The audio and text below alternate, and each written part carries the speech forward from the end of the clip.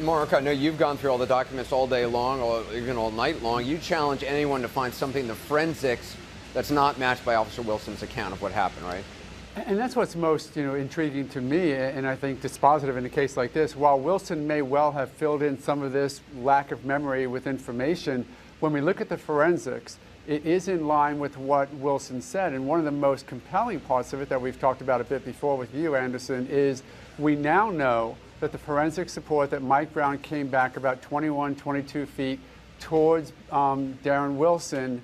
And what was that? Charging, walking, surrendering, staggering? I don't know. And the other thing that we do know is that the shell casings were found about 6 or 8 feet away from Mike Brown's body, meaning with the trajectory of shell casings, that they were very close. Wilson's testimony is 8 to 10 feet when the final shot was fired. And that, I think, is the second most compelling piece of forensic evidence that supports not only what Wilson said, but just the event that a shooting was imminent or maybe necessary when they're that close in contact.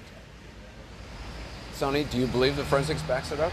No, I can't actually believe what I'm hearing from. I can't believe from you Jeff, can't deny forensic evidence that's indisputable.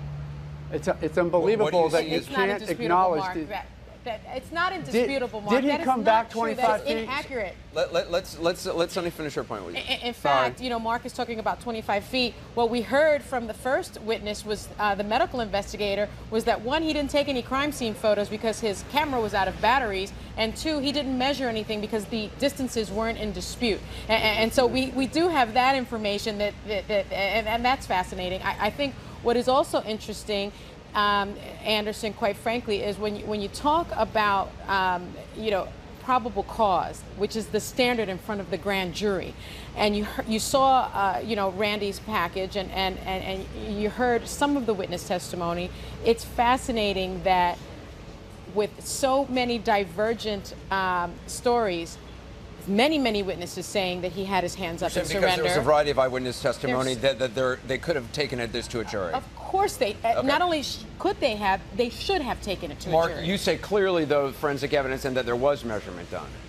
There was enough measurement done. It was there. We have the pictures of it. We have the measurements of it, because one witness out of the 50 law enforcement officers who showed up didn't do a job because of batteries. Doesn't mean that the evidence wasn't retained. So how can we explain away the 21 feet if it wasn't that Mike Brown was coming back? I'm not saying he deserved to die because he was coming back, but let's not be inconsistent or unbelievable in our presentation of an analysis of something because it doesn't support a position. And the fact that they were 8 feet away, we know as lawyers that that is a danger zone. We know that. We know 21 feet in is a danger zone for cops. All I'm saying is that let's acknowledge it Mark, and not he was deny unarmed, and the officer it doesn't recognized matter, that. and you and I both know the unarmed matter doesn't matter when you're within 8 feet of somebody. Of course they're it trained. matters. No, you're wrong, because they're it trained. They're trained not that wrong. that's a danger zone.